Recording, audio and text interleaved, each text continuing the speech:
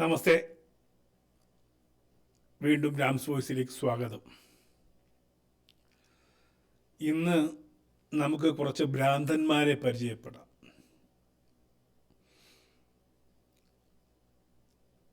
അത്തരത്തിലൊരു ഭ്രാന്തനായിരുന്നു ഞാനും. അതുകൊണ്ട് പ്രത്യേകിച്ച് ഭ്രാന്തന്മാരെ കുറിച്ച് പറയാൻ മടിയൊന്നുമില്ല. നമ്മൾ ഈയിടെയായി കണ്ടുവരുന്ന ഭ്രാന്തന്മാരുടെ ഒരു ലക്ഷണമുണ്ട്. അവർ ബീഫ് പൊതിഞ്ഞ് കെട്ടി അമ്പലത്തിനകത്ത് കയറും, എന്നിട്ട് അവിടുന്ന് പ്രസാദത്തിൻ്റെ കൂടെ ബീഫ് കഴിക്കും. അത് ഒരു തരം ഭ്രാന്ത്.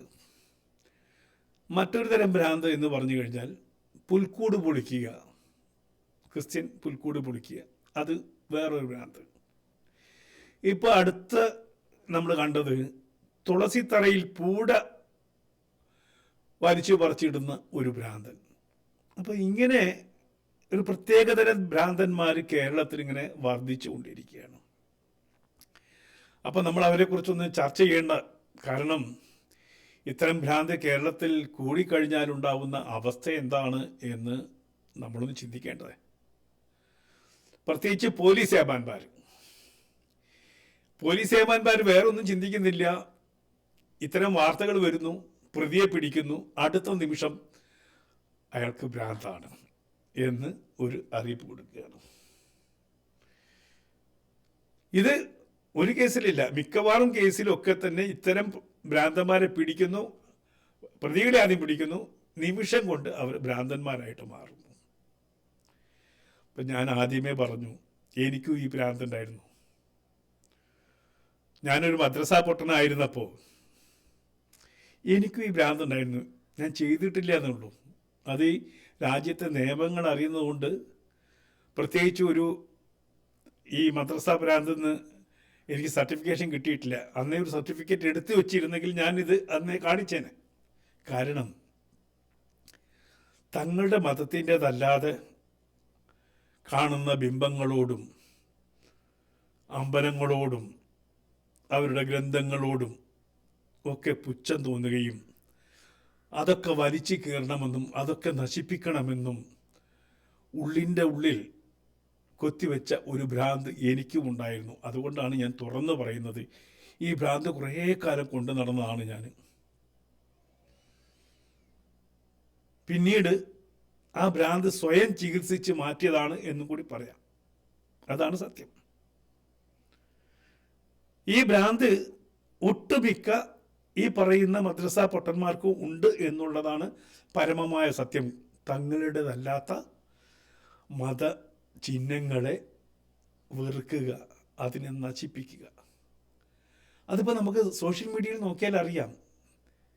ദിഗംബരനായിട്ടുള്ള സന്യാസി വര്യന്മാരുടെ പടമെടുത്ത് പോസ്റ്റ് ചെയ്യുന്ന ഭ്രാന്തന്മാർ, ഗോമൂത്രം അത് കൊക്കക്കോളയാക്കി മാറ്റി ആനന്ദം കണ്ടെത്തുന്ന ഭ്രാന്തന്മാർ. അപ്പോൾ ഈ ഭ്രാന്തന്മാരെ ചികിത്സിക്കാൻ ഒറ്റ വഴിയേ ഉള്ളൂ. അവരുടെ ചിഹ്നങ്ങളെ എടുത്ത് തിരിച്ച് ബ്രാൻഡ് ചെയ്യുക എന്നുള്ളത്. ഞാനിത്ര ചെയ്തിട്ടുണ്ട്. കാരണം ഈ ഭ്രാന്തിന് ചികിത്സ അത് മാത്രമേ ഉള്ളൂ. അതായത് തങ്ങളുടേതല്ലാത്ത മതചിഹ്നങ്ങളിൽ തോന്നിവാസം കാണിച്ച് മുന്നോട്ട് പോകുമ്പോൾ അവർക്കൊരു ലഹരി കിട്ടുന്നുണ്ടല്ലോ. തിരിച്ച് അവരുടേതായ ചിഹ്നങ്ങൾ നമ്മൾ ഭ്രാന്ത് കാണിച്ച് മാറ്റുമ്പോൾ അവർക്കും വേദനിക്കണം. അപ്പം ഇത് കുറച്ചു കാലമായി നമുക്ക് തുടങ്ങിയിട്ട്. നമുക്കറിയാം, നമ്മുടെ രാജ്യത്തിൻ്റെ നിയമങ്ങളെപ്പോലും ഇത്തരത്തിൽ, രാജ്യത്തിൻ്റെ വിശ്വാസങ്ങളെപ്പോലും ഇത്തരത്തിൽ നശിപ്പിക്കാൻ ശ്രമിക്കുന്നവർ ഒരു തരം ഭ്രാന്തന്മാരായി, ആ ഭ്രാന്തുള്ളത് കൊണ്ട് തന്നെ അവരെ ചികിത്സിക്കാതെ, അവരെ ശിക്ഷിക്കാതെ വിടുന്ന ഒരു പ്രവണത ഇന്ന് ഭാരതത്തിലുണ്ട്. അതല്ലെങ്കിൽ പ്രത്യേകിച്ച് കേരളത്തിലുണ്ട്. അതേസമയം നമ്മളാരെങ്കിലും ഒരു വാക്ക് പറഞ്ഞാൽ മതി. ഇപ്പം തന്നെ നമുക്കറിയാലോ, കേന്ദ്രത്തിലുണ്ടായിരുന്നത് പ്രവാചകൻ്റെ ഒരു ചര്യ പറഞ്ഞു എന്നേ ഉള്ളൂ. സത്യമാണ്, ഹദീസിലെ ഒരു കാര്യം പറഞ്ഞതിന് അവരെ പുറത്താക്കി. അപ്പോൾ അത്തരത്തിൽ ഒരു വശത്തെ ഭ്രാന്തന്മാരെ പെട്ടെന്ന് തന്നെ ആ ഭ്രാന്തിൻ്റെ പേരിൽ ശിക്ഷിക്കപ്പെടാതെ പോവുകയും അതിനെതിരായി പറഞ്ഞാൽ ഭ്രാന്തില്ലാത്തവനെന്നും മനഃപൂർവ്വം മതസ്പർദ്ധ ഉണ്ടാക്കാൻ ശ്രമിച്ചവനെന്നും പറഞ്ഞ് ജയിലടക്കുകയും ചെയ്യുന്ന ഒരു പ്രവണത, ആ പ്രവണത മാറ്റി വെക്കുള്ളൂ. ഞാൻ പറഞ്ഞല്ലോ നേരത്തെ എനിക്ക് ഭ്രാന്തുണ്ടായിരുന്നു എന്ന്. അത് വെറുതെ പറയുന്നതല്ല. നമ്മുടെ മസ്തിഷ്കത്തിലേക്ക്, ഞങ്ങളുടെയൊക്കെ കൊച്ചു മനസ്സിലേക്ക് 3 വയസ്സ് 4 വയസ്സ് മുതൽ തങ്ങളുടെ വിശ്വാസം മാത്രമാണ് ശ്രേഷ്ഠമായ വിശ്വാസം, ബാക്കിയെല്ലാം അഗ്ലിയാണ്, വൃത്തികെട്ടതാണ് എന്ന പാഠങ്ങളാണ് ഇപ്പോഴും കുഞ്ഞുങ്ങൾ പഠിച്ചു വരുന്നത്. ഒരു വിഭാഗം കുഞ്ഞുങ്ങൾ ഇപ്പോഴും പഠിച്ചു വരുന്നത് അത് മാത്രമാണ്, അത് തന്നെയാണ്, ഒരു സംശയം വേണ്ട. അതിന് ഉദാഹരണമായിട്ട് ഇപ്പം പൊതുസമൂഹത്തിൽ ചർച്ച ചെയ്യപ്പെട്ട കുറേ പാഠഭാഗങ്ങളുണ്ട്. ഒന്ന്, മുർത്തത്തിനെ കൊല്ലണം, അതായത് മതം വിട്ടവനെ കൊല്ലണം. ഇന്നും കേരളത്തിലെ മദ്രസ പാഠഭാഗങ്ങളിൽ അതുണ്ട് പോലും, മുർത്തത്തിനെ കൊല്ലണം. അതേപോലെ കുഞ്ഞു കുട്ടിയോട് ചോദിക്കുന്ന ഒരു ചോദ്യം നമ്മൾ MM അക്ബർ മഹാന്റെ സ്കൂളിൽ നിന്ന് നമുക്ക് കിട്ടി. എന്താണ്? ഒരുവന് മതം മാറ്റാൻ എന്ത് ചെയ്യണം? ഇത് കുഞ്ഞു കുട്ടികളോട് പറഞ്ഞു കൊടുക്കുന്നതാണ്. അവൻ്റെ കുരിശുമാല പൊട്ടിച്ച് കളയണം, അതല്ലെങ്കിൽ അവൻ്റെ വിശ്വാസ പ്രമാണങ്ങളുടെ അടയാളങ്ങൾ മാറ്റണം, അവനെ കൊണ്ട് കലിമ ചൊല്ലിക്കണം, നിസ്കരിക്കാത്തവനെ എന്ത് ചെയ്യണം? കൊല്ലണം.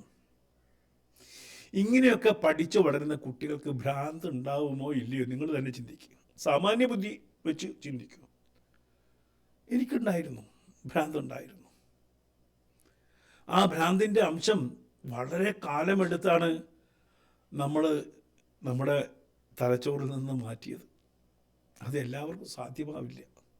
അങ്ങനെ സാധ്യമാവാത്ത മനസ്സുകളാണ് ഇന്ന് ഏറെയും വന്ന് സോഷ്യൽ മീഡിയയിൽ ഈ പറയുന്ന ഭ്രാന്ത് പ്രകടിപ്പിക്കുന്നത്. അവർ ഭ്രാന്ത് പ്രകടിപ്പിച്ചുകൊണ്ടിരുന്നു. അതിൽ എഞ്ചിനീയറുണ്ട്, ഡോക്ടർമാരുണ്ട്, ചിന്തകന്മാരുണ്ട്, എത്ര പേരുണ്ട് നമുക്കറിയാം. അപ്പോൾ വിദ്യാഭ്യാസം, ഈ പൊതുവിദ്യാഭ്യാസം കൊണ്ട് പോലും ആ ഭ്രാന്തിനെ മാറ്റാൻ പറ്റുന്നില്ല എന്നുള്ളതാണ്. കാരണം എഞ്ചിനീയറിംഗ് പഠിക്കുന്ന കുട്ടിക്ക് ഈ ഭ്രാന്തുണ്ട്, MBBS പഠിക്കുന്ന കുട്ടിക്ക് ഈ ഭ്രാന്തുണ്ട്. അങ്ങനെ എല്ലാവർക്കും ആ ഭ്രാന്ത് ഉണ്ടാവണമെങ്കിൽ ആ പാഠഭാഗങ്ങളുടെ കരുത്ത് എന്താണെന്ന് പൊതുസമൂഹം മനസ്സിലാക്കണം. മദ്രസ പാഠങ്ങൾ അത് പീഡനങ്ങളുടെ പാഠങ്ങളാണ് എന്നും കൂടി മനസ്സിലാക്കണം. സ്വയം പീഡിപ്പിക്കുകയും അതേപോലെ തന്നെ മറ്റു വിശ്വാസികളെ പീഡിപ്പിക്കുകയും ചെയ്യുന്ന പാഠഭാഗങ്ങൾ ഇന്നും ഒരു വിഭാഗം കുട്ടികൾ പഠിക്കുന്നു എന്നുള്ളതാണ്. അതിന് ചികിത്സ ഇപ്പം എന്ത് ചെയ്യാൻ പറ്റും? ഒരു പൊതു ചികിത്സയില്ല. കാരണം ഭരണഘടന എന്ന് നൽകുന്ന അവകാശങ്ങൾ എന്നുള്ളതിൽ അത് ഉൾപ്പെട്ടിരിക്കുന്നു എന്നുള്ളതാണ്. ഈ രാജ്യത്തിന് ഒരു പൊതു ഭരണഘടന എന്ന് പറയുമ്പോൾ അതില്ല എന്ന് തന്നെ പറയണം. ചിലർക്ക് മതഭരണഘടന അനുവദിച്ചു കൊടുത്തിട്ടുണ്ട്. ഏറ്റവും അപകടകരമായിട്ടുള്ള ഒരു കാര്യമാണ്. ഒരു രാജ്യത്തിൻ്റെ ഭരണഘടനയിലെ നിയമങ്ങൾ വേറെയും മതനിയമങ്ങൾ വേറെയും നിലനിൽക്കുക എന്ന് പറയുന്നത് തെറ്റായിട്ടുള്ള കാര്യമാണ്. അതുകൊണ്ട് തന്നെ ഇത്തരം ഭ്രാന്തന്മാരെ ചികിത്സിക്കാൻ ആരും മുന്നോട്ട് വരുന്നില്ല. ആ ഭ്രാന്ത് അവരുടെ അവകാശമായി മാറുന്നു എന്നുള്ളതാണ് പരമമായ സത്യം. ഞങ്ങളൊക്കെ ഇപ്പം എനിക്കറിയാം, ഇപ്പോൾ നമ്മൾ എക്സ് മുസ്ലിംസ് എന്ന് പറയുന്ന ഗ്രൂപ്പ്, മതം മാറിപ്പോയ ഞാനടക്കമുള്ളവർ ഈ ഭ്രാന്തിൽ നിന്ന് അപ്രതീക്ഷിതമായി രക്ഷപ്പെട്ടതാണ്. സ്വന്തം ബോധം കൊണ്ട്, സ്വന്തം ഇച്ഛ കൊണ്ട് സ്വയം ചികിത്സിച്ച് ഭ്രാന്ത് മാറിയവരാണ്. ഒരു സംശയവും വേണ്ട. ഇപ്പോൾ ആ ഭ്രാന്ത് മാറി എന്താണ് വെളിച്ചത്തിൻ്റെ ധാരയിലൂടെ സഞ്ചരിക്കുമ്പോൾ ഈ ഭ്രാന്തന്മാർ നമ്മളെ കൃത്യമായിട്ട് ആക്രമിക്കുന്നു എന്നുള്ളതും സത്യമാണ്. ആ ആക്രമണത്തിൻ്റെയൊക്കെ തോത് ഞാൻ കഴിഞ്ഞ എപ്പിസോഡിൽ പറഞ്ഞു എത്രമാത്രമുണ്ടെന്ന്. ഈ ഭ്രാന്ത് മാറ്റാൻ ഭരണകൂടം തന്നെയാണ് ശ്രമിക്കേണ്ടത്. പക്ഷെ ഭരണകൂടം തൊടത്തില്ല ആ പാഠഭാഗങ്ങളെ. ഈ കുട്ടികളെ ഭ്രാന്തന്മാരാക്കുന്ന പാഠഭാഗങ്ങൾ സമൂഹത്തിൽ ഉണ്ടെങ്കിൽ അതിനെ തേച്ചു മിനുക്കാൻ ഭരണകൂടം ശ്രമിച്ചാൽ മാത്രമേ സാധ്യമാകൂ എന്നുള്ളതാണ് സത്യം. അതല്ലെങ്കിൽ ഇതേപോലെ ഈ രോമം പിഴുതെടുത്ത് അന്യരുടെ വിശ്വാസത്തിന് നേരെ എറിയുന്ന ഭ്രാന്തന്മാരുടെ എണ്ണം കൂടിക്കൂടി വരും. സംശയിക്കേണ്ട. നമുക്ക് ആ ഭ്രാന്തനെ തന്നെ എടുക്കാം. ഗുരുവായൂരിലെ ഭ്രാന്തനെ പോലീസ് പറഞ്ഞ ഭ്രാന്തനാണ്. 10-25 വർഷങ്ങളായിട്ട് അദ്ദേഹം ഭ്രാന്തനാണെന്ന് പറഞ്ഞു. അദ്ദേഹം അവിടെ ഒരു റെസ്റ്റോറൻറ്റ് നടത്തുന്നു. ഞാൻ കേട്ടപ്പോൾ അത്ഭുതം തോന്നി. ഒരു ഭ്രാന്തനാണ് ഈ അന്യൻ്റെ തൊടിയിലെ തുളസിത്തറയിലേക്ക് തൻ്റെ അധോരോമങ്ങൾ എടുത്ത് വലിച്ചെറിയാൻ തക്ക ഭ്രാന്തുള്ളവൻ അവൻ്റെ ഭക്ഷണശാലയിലെ ഭക്ഷണത്തിലൂടെ എന്തൊക്കെ വലിച്ചെറിഞ്ഞിട്ടുണ്ടാവും എന്ന് സമൂഹം ചിന്തിക്കണം. പോലീസ് ചിന്തിക്കണം.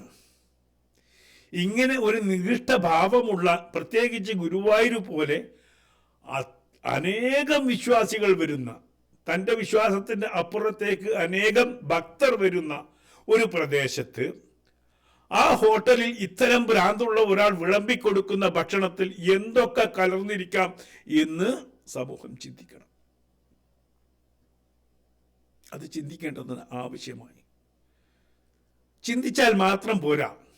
ഇത്തരം ഭ്രാന്തന്മാർ ഗുരുവായൂർ അമ്പലത്തിന് ചുറ്റും ഉണ്ടോ എന്നുള്ള പരിശോധന കൃത്യമായിട്ട് നടത്തണം.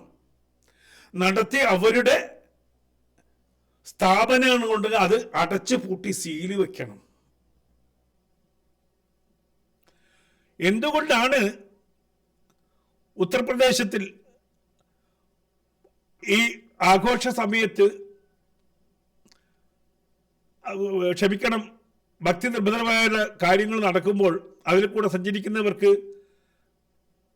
ആരുടെ കടകളാണ് ഹലാൽ കടകളാണോ അതല്ല ഹറാം കടകളാണോ എന്ന് തിരിച്ചറിയാൻ അവര് ആരാണ് ഓണർ എന്ന് എഴുതി വെക്കണമെന്ന് ഈ നിയമം ഇപ്പോഴും ഭാരതത്തിനുണ്ട്, കേരളത്തിനുമുണ്ട്.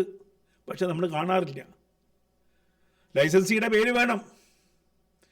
അപ്പോൾ സ്വാഭാവികമായിട്ടും അങ്ങനെ ഒരു നിയമം ഉണ്ടെങ്കിൽ അറ്റ്ലീസ്റ്റ് ഈ പേര് നോക്കിയിട്ട്, ചിലപ്പോൾ പേര് ഗണപതി ഹോട്ടലിൽ നിന്നായിരിക്കാം, അല്ലെങ്കിൽ ബ്രാഹ്മിൺസ് ഹോട്ടലിൽ നിന്നായിരിക്കാം. പക്ഷെ അതിൻ്റെ ഓണർ ആരാണ്, ഇത്തരം ഭ്രാന്തന്മാരാണോ എന്ന് തിരിച്ചറിയാനുള്ള അവകാശം ഉപഭോക്താവിനുണ്ട്.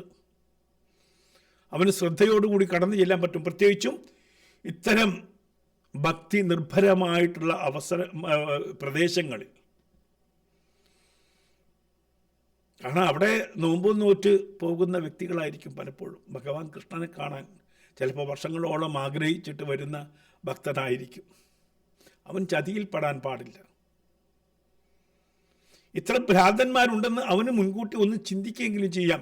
ഞാനൊരു ഭ്രാന്തൻ്റെ കടയിലേക്കാണ് കയറുന്നത് എന്നുള്ള ബോധമെങ്കിലും ഉണ്ടാവും. അങ്ങനൊരു ബോർഡ് വെച്ചാൽ പോലീസ് അതിന് ശ്രമിക്കണം. കാരണം അതൊരു ഭക്തൻ്റെ അവകാശമാണ്. ഭ്രാന്തന്മാരാണോ കച്ചവടം ചെയ്യുന്നത്, എത്ര ഡിഗ്രി ഭ്രാന്തുണ്ട് എന്ന് ബോർഡ് അത്തരം ആൾക്കാർ ഹോട്ടലുകൾ നടത്തുന്നുണ്ടെങ്കിൽ, ലോഡ്ജുകൾ നടത്തുന്നുണ്ടെങ്കിൽ, ഈ പറഞ്ഞ വ്യക്തി, ഈ ഭ്രാന്തൻ നേരത്തെ ക്യാമറ വെച്ചിട്ടുണ്ടായിരുന്നു എന്നുള്ള ന്യൂസും കൂടി കേൾക്കുന്നു. എനിക്ക് കൃത്യമായിട്ട് അറിയില്ല. ഉണ്ടെങ്കിൽ ഇത്തരം ഭ്രാന്തന്മാർ നടത്തുന്ന ലോഡ്ജുകളിലേക്ക് പോകുന്ന അമ്മപെങ്ങന്മാർ സൂക്ഷിക്കണ്ടേ? ഇത്തരം ഭ്രാന്തന്മാർ നടത്തുന്ന ഭക്ഷണശാലകളിലേക്ക് കയറുമ്പോൾ സൂക്ഷിക്കണ്ടേ? ആ സൂക്ഷ്മത നമുക്ക് കിട്ടണമെങ്കിൽ ബോർഡ് തന്നെ വെക്കണം. ഇത് ഇത്ര % ഭ്രാന്തുള്ളവൻ്റെ കടയാണ്, ഇത് മുഴുഭ്രാന്തൻ്റെ കടയാണ് എന്നുള്ള ബോധം ഉപഭോക്താവിന് ഉണ്ടാവുന്ന, അല്ലെങ്കിൽ ഉപഭോക്താവിൻ്റെ അവകാശം തന്നെയാണ്. ആ രീതിയിൽ ഇത് കണക്കാക്കാൻ പറ്റും. പോലീസ് ഈ വീഡിയോ പുറത്തു വന്ന ഉടനെ ആ വീഡിയോ ആ മനുഷ്യൻ്റെ വീട്ടിനകത്ത് കയറി അവൻ്റെ കിടപ്പറയിൽ പോയി ഷൂട്ട് ചെയ്തതല്ല. ഒരു പൊതു ഇടത്തിൽ, ഒരു സ്ഥാപനത്തിൻ്റെ, അവരുടെ ഭക്തിപൂർവ്വം സംരക്ഷിക്കുന്ന ഒരു തുളസി തറയിലേക്ക് ഒരു പടിയും കൂടാതെ തുണിക്കടിയിലേക്ക് കൈയിട്ട് രോമം പറിച്ചെടുത്ത് എറിയുന്ന സീക്വൻസ് അത് പുറത്ത് വന്നപ്പോൾ അത് പുറത്താവാതിരിക്കാൻ എത്ര ശ്രദ്ധയാണ് പോലീസ് ശ്രമിച്ചത്. എന്നാൽ ഈ വൃത്തികെട്ട ഭ്രാന്താണെങ്കിൽ അവന് പുറത്ത് ഇതേപോലെ പ്രവൃത്തി കാണിക്കാത്ത ഇടത്തേക്ക്, ബാറുകളുള്ള സ്ഥലത്തേക്ക്, അയൺ ബാറുകളുള്ള സ്ഥലത്തേക്ക് മാറ്റി ലോക്ക് ചെയ്യേണ്ടുന്നതാണ്. ഇത് മറിച്ചൊന്ന് ചിന്തിച്ചു നോക്കൂ. മറിച്ച് ഒരു ഹൈന്ദവ ഭ്രാന്തൻ ഈ പക്ഷത്തുള്ള, എതിർപക്ഷത്തുള്ള, മുസ്ലിം പക്ഷത്തുള്ള അവരുടെ വിശേഷപ്പെട്ട ഒരു വസ്തുവിലേക്ക് ഇത് വലിച്ചെറിഞ്ഞാൽ ഉണ്ടാകാവുന്ന ബോംബ് എത്രയായിരിക്കും? ഭ്രാന്തനെന്ന് അംഗീകരിച്ച് മിണ്ടാതിരിക്കുമോ? അപ്പൊ ഇതേപോലെ ഒരു ഭ്രാന്തൻ മതി. ഇങ്ങനത്തെ ഒരു ഭ്രാന്തനാണ് വലിയ കലാപങ്ങൾക്ക് പിന്നിൽ. ഇത്തരം ഭ്രാന്തന്മാർ തന്നെയാണ് കലാപങ്ങൾക്ക് പിന്നിലുള്ളത്. കുറച്ച് ഭ്രാന്തന്മാരാണ് ഗോദ്രയിൽ ട്രെയിനിന് തീ വെച്ചത്. പക്ഷെ ആ ഭ്രാന്തന്മാരെ മുൻകൂട്ടി നിയന്ത്രിക്കാൻ പറ്റാത്തത് കൊണ്ട് ഗുജറാത്ത് കത്തിയെരിഞ്ഞു.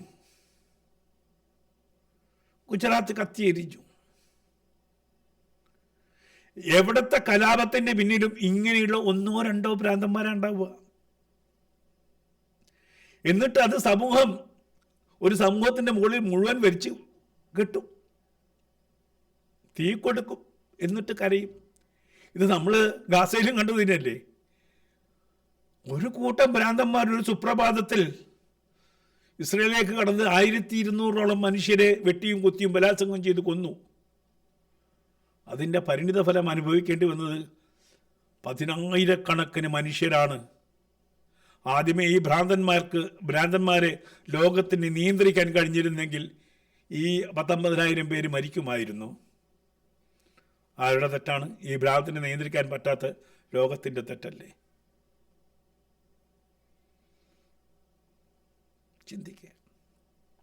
ചിന്തിച്ചേ നോക്കൂ. അപ്പൊ ഇത്തരം ഭ്രാന്തന്മാരെ കൃത്യമായിട്ട് നിയന്ത്രിച്ചിട്ടില്ലെങ്കിൽ ഇനി അപകടകരമാണ്. എല്ലായ്പ്പോഴും മനുഷ്യർ ക്ഷമിച്ചു എന്ന് വരില്ല. എല്ലാം സമൂഹം ക്ഷമിച്ചു എന്ന് വരില്ല. അത് നിയമപാലകർക്ക് ഉള്ള ഒരു അറിയിപ്പായിട്ടാണ് ഞാൻ പറയുന്നത്. ഇദ്ദേഹത്തെ മുൻപും ഇത്തരം പ്രവൃത്തികൾ ചെയ്തിട്ട് പിടിച്ചിട്ടുണ്ട്. പിന്നെയും ഗുരുവായൂർ പോലെ സെൻസിറ്റീവായിട്ടുള്ള ഒരു ഏരിയയിൽ ഇദ്ദേഹത്തിന് സ്ഥാപനം തുടങ്ങാൻ ലൈസൻസ് കൊടുത്തത് ആരാണ്? അവിടെ ഏതായാലും RSS നടത്തുന്ന പഞ്ചായത്തോ കോർപ്പറേഷനൊന്നും അല്ലല്ലോ. ആ കോർപ്പറേഷൻ അധികാരികൾ BJP-ക്കാരല്ലല്ലോ. അവരെ ഭരിക്കുന്നത് ആരാണ്?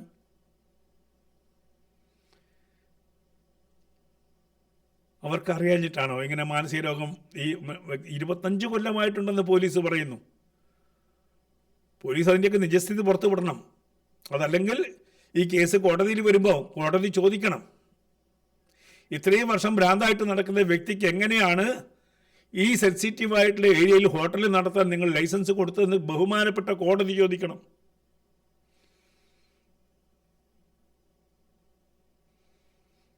അപ്പോൾ ഇത് യഥാർത്ഥത്തിലുള്ള മാനസിക രോഗമല്ല, യഥാർത്ഥത്തിൽ ഉണ്ടാകുന്നത് മതരോഗമാണ്.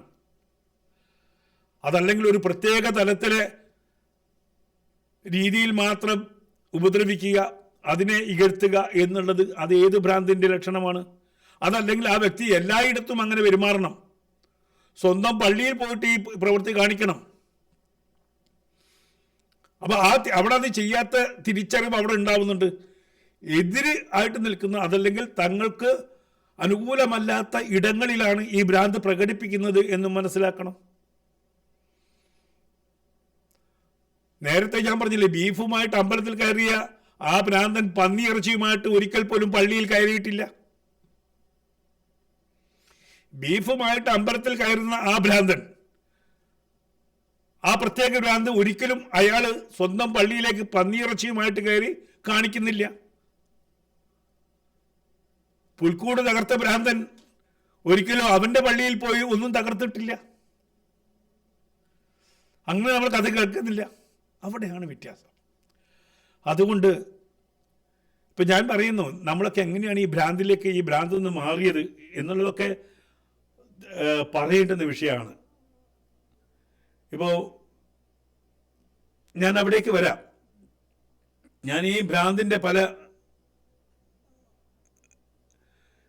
കാര്യങ്ങളും കണ്ടിട്ടുണ്ട്. ഇപ്പം നമ്മൾ തുളസിത്തറ എടുക്കുക. നമ്മൾ ഈ കേരളത്തിൽ കാണുന്ന ഒരു ഭ്രാന്തല്ല തുളസിത്തറയിൽ അപമാനിക്കുക, അല്ലെങ്കിൽ തുളസിത്തറയെ അപമാനിക്കുക, നമ്മുടെ ഹൈന്ദവ ചിഹ്നങ്ങളെ അപമാനിക്കുക എന്നുള്ളത്. അത് കണ്ടപ്പോൾ എനിക്ക് പെട്ടെന്ന് ഓർമ്മ വന്നത്, ഞാനും അക്ബർ കക്കട്ടിലും കൂടി ഒരു അറബി നാടുകളിലൂടെ സഞ്ചാരം നടത്തിയിരുന്നു. അതിൽ ഒരു പ്രാവശ്യം ഞങ്ങൾ ഇവിടെ പോയി, ബഹ്റൈനിൽ പോയി.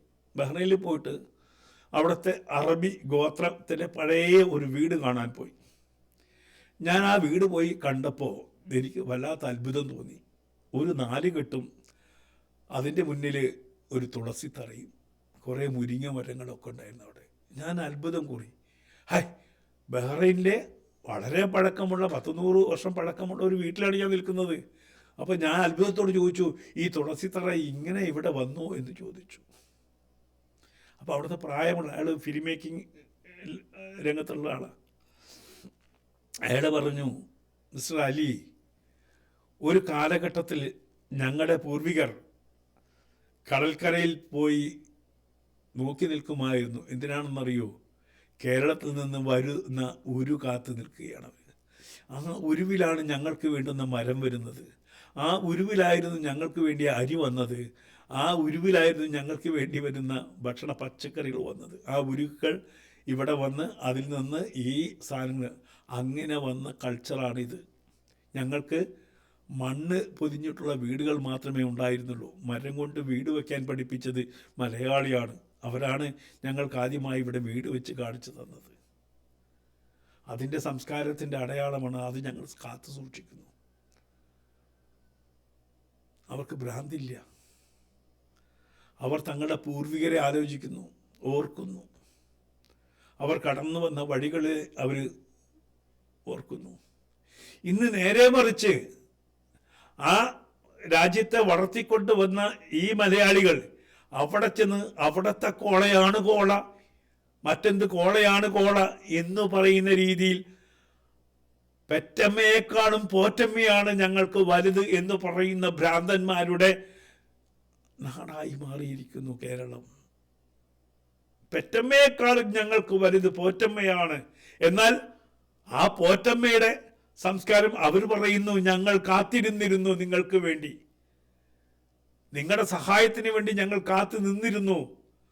നിങ്ങൾക്കറിയുമോ, എണ്ണയൊക്കെ കുഴിച്ചെടുക്കാൻ തുടങ്ങിയിട്ട് വളരെ കുറച്ച് കാലമായിട്ട് ഉണ്ടായിരുന്നുള്ളൂ.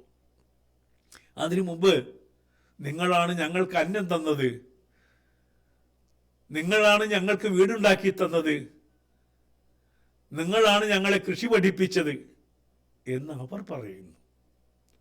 പക്ഷെ ഈ നവഭ്രാന്തന്മാർക്ക് അത് മനസ്സിലാകുന്നില്ല. അവരുടെ ധാരണ അവർ ജോലി ചെയ്യുന്നത് പോലും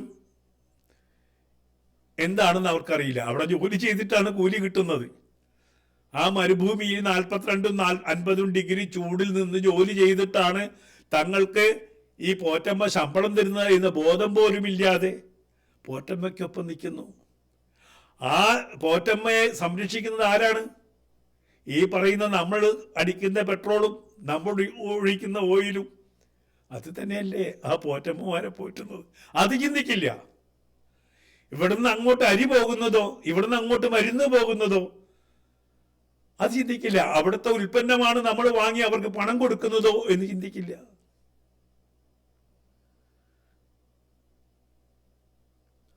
പകരം മതം കൊണ്ട് പ്രദേശത്തെ പോലും മടന്നു മാറ്റി ഭ്രാന്തന്മാരായിട്ടുള്ള വലിയൊരു സമൂഹമായി അവർ മാറിയിരിക്കുന്നു. ഭ്രാന്തന്മാരായി അവർ മാറിയിരിക്കുന്നു. സൗദിയിൽ ഒരു കോള കണ്ടുപിടിച്ചു എന്ന് പറഞ്ഞ് ഇവിടെ വന്ന് ഈ രാജ്യത്തെ മുഴുവൻ ആൾക്കാരും കുടിക്കുന്നത് ഗോമൂത്രമാണ് എന്ന് പ്രചരിപ്പിക്കുന്നു.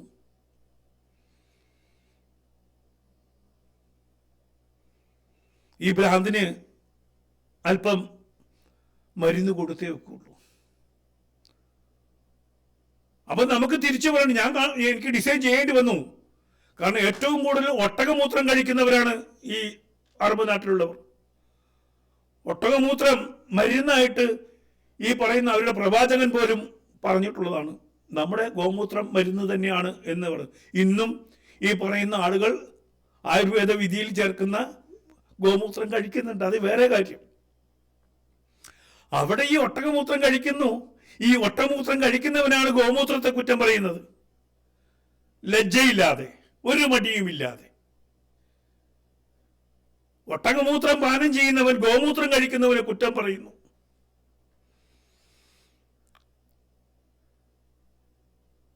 എല്ലാം ഉപേക്ഷിച്ച സ്വാമിമാരുടെ നഗ്നത നോക്കി അട്ടഹസിക്കുന്നു.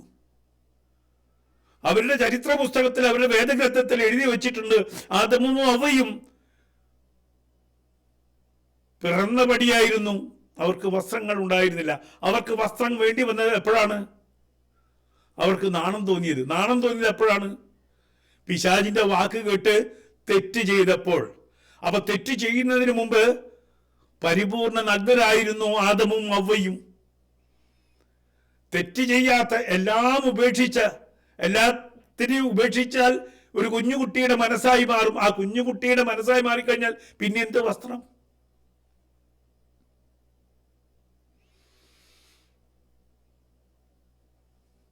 ഏതെങ്കിലും ഈ പറയുന്ന വിഭാഗം റോട്ടിൽ ഇറങ്ങിയിട്ട് വർഷങ്ങളിൽ വർഷങ്ങൾ കൂടുമ്പോഴാണ് അവർ ഈ ഹിമാലയത്തിന് പുറത്തേക്ക് ഇറങ്ങിയത്. ഏതെങ്കിലും സ്ത്രീകളെ പോയി ബലാത്സംഗം ചെയ്തതായിട്ട് കേട്ടിട്ടുണ്ടോ ഈ ഭ്രാന്തന്മാർ?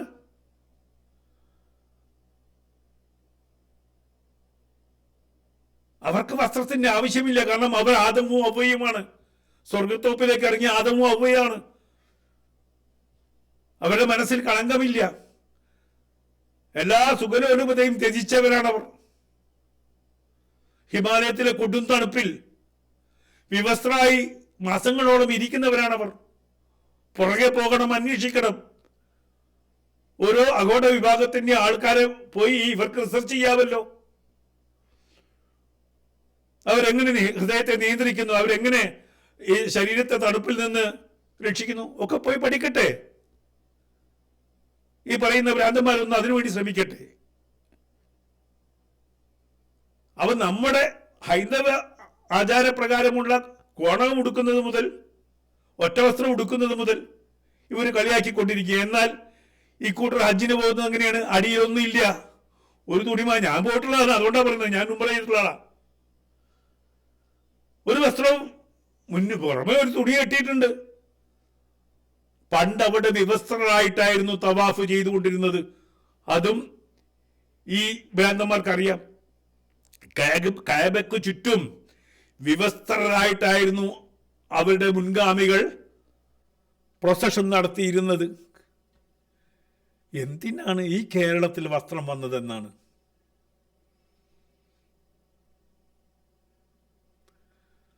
വസ്ത്രമില്ലാതെ നടക്കുന്ന ഒരുപാട് സ്ത്രീകളെ ഞാൻ കണ്ടിട്ടുണ്ട് എൻ്റെ കുഞ്ഞിനാളിൽ.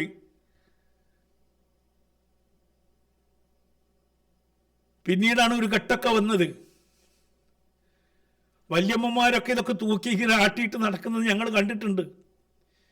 ആർക്കും ഒരു കാമവും തോന്നിയിട്ടില്ല. അത് തോന്നുന്നത് നമ്മുടെ മനസ്സിലാണ്. സ്വന്തം പെങ്ങൾ വിവസ്ത്രരായിട്ട് നിൽക്കിയത് കണ്ടാൽ ഇവർക്ക് കാമം ഉണ്ടാവുമോ? ഉണ്ടാവുമായിരിക്കും, എനിക്കറിയില്ല. സ്വന്തം അമ്മയെ നഗ്നയെ കണ്ട അമ്മയുടെ മുല ഊട്ടുന്നത് കാണുമ്പോൾ, അനുജത്തെ മുല ഊട്ടുന്നത് കാണുമ്പോൾ കാമം ഉണ്ടാകുന്നുണ്ടോ അവർക്ക്?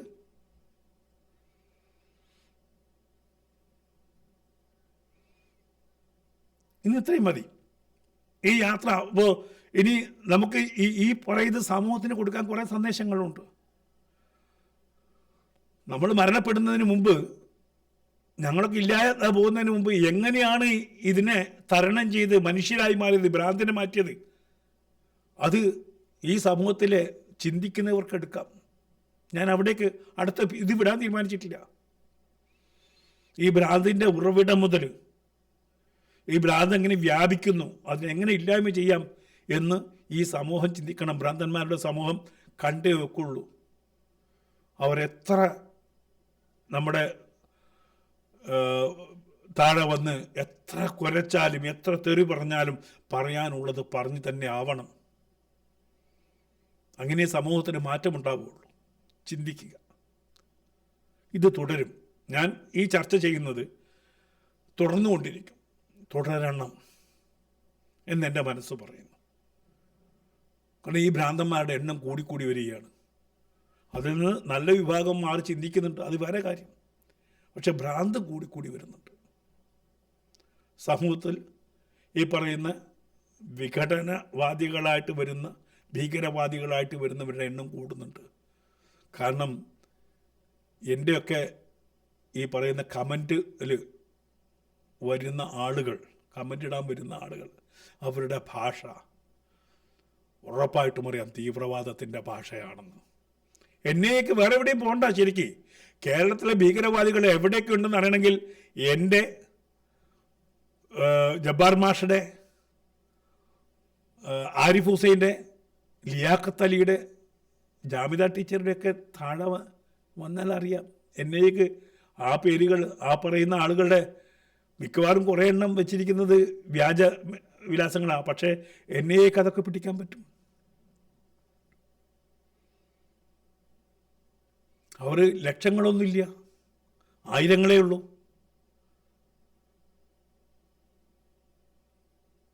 അവരെ മനസ്സിലാക്കണം. മാത്രമല്ല, ഇത്തരം വന്ന് തെറി പറയുന്ന ആളുകളുടെ കൂട്ടായ്മയിൽ നിങ്ങൾ ഉൾപ്പെട്ടിട്ടുണ്ടെങ്കിൽ അവരെ വെട്ടിമാറ്റണം, നിർബന്ധമായും വെട്ടിമാറ്റണം. നിങ്ങളുടെ സൗഹൃദ വലയത്തിൽ നിങ്ങളോട് സൗഹൃദം നടിക്കുന്ന ഇതേ നാമധാരികൾ വന്ന് മറ്റ് സ്ഥലങ്ങളിൽ വൃത്തികെട്ട അഭിപ്രായമുണ്ടെങ്കിൽ ജസ്റ്റ് നോക്കണം, അവർ ഞങ്ങളുടെ സൗഹൃദ വലയത്തിലുണ്ടോ. ഒഴിവാക്കണം, ഇവരെ ഒറ്റപ്പെടുത്തണം. ഈ ഭ്രാന്തന്മാരെ ഇല്ലായ്മ ചെയ്തേ ഉള്ളൂ. ഞാനിത് തുടർച്ചയായിട്ട് എൻ്റെ ജീവിതാനുഭവങ്ങൾ വെച്ചിട്ട് പോകും. അപ്പോഴേ ഇതിൻ്റെ ഗൗരവം മനസ്സിലാവുള്ളൂ. മതം മനുഷ്യരിൽ സൃഷ്ടിക്കുന്ന ഭ്രാന്ത് എന്താണെന്ന് ഇന്ന് ഞാനൊരു തുടക്കമായിട്ട് പറയുക. എൻ്റെ തുടർ എപ്പിസോഡുകൾ ഇതിനെക്കുറിച്ച് പറഞ്ഞുകൊണ്ടേയിരിക്കണം. എൻ്റെയൊക്കെ ജീവിതാനുഭവം പറയുമ്പോഴേ ഇത് വ്യക്തമാവുള്ളൂ. എങ്ങനെയാണ് ഈ ഭ്രാന്തന്മാരെ സൃഷ്ടിക്കപ്പെടുന്നത് എന്ന് വിലയിരുത്തണം. ഇന്ന് ഇവിടെ അവസാനിപ്പിക്കുകയാണ്. നന്ദി, നമസ്കാരം, ജയ് ഹിന്ദ്.